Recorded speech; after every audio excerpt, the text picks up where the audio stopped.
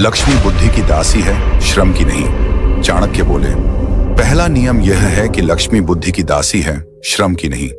जो व्यक्ति अपने मस्तिष्क से निर्णय लेता है, जो जानता है कि कब, किसके लिए और कितना परिश्रम करना है, वही लक्ष्मी को बांध सकता है। केवल मेहनत करने से लक्ष्मी नहीं आती, नीति से मेहनत को दिशा दो, तभी वह फल देती है। बिना दिशा के मेहनत वैसी ही है जैसे हवा में उड़ते कागज का टुकड़ा, बहुत घूमेगा लेकिन कहीं नहीं पहुंचेगा। अब चाणक्य ने एक छोटी सी कहानी सुनाई। एक बार की बात है, एक छोटे से गांव में एक किसान रहता था, नाम था हरिया। हरिया दिन रात खेतों में पसीना बहाता था।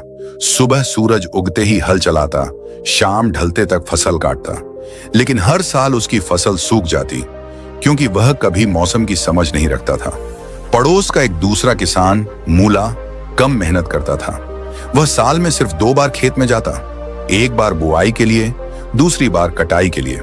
लेकिन मूला मौसम के संकेतों को पढ़ता था, बादलों की दिशा, हवा की गति, मिट्टी की नमी। वह जानता था कि बारिश कब आएगी, कौन सी फसल बोनी है। नतीजा, हरिया का खेत बंजर रहता, जबकि मूला का खेत सोने जैसा चमकता।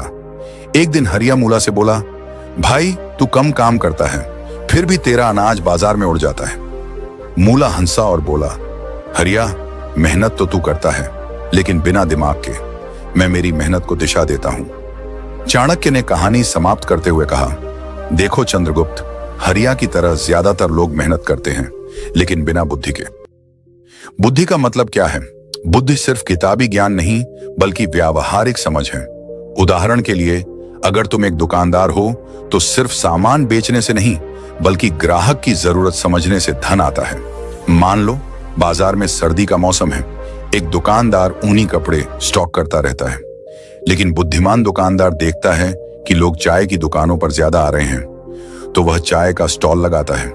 कम मेहनत, ज्यादा कमाई। चाणक्य नीति कहती है कि बुद्धि निवेश सबसे बड़ा निवेश है।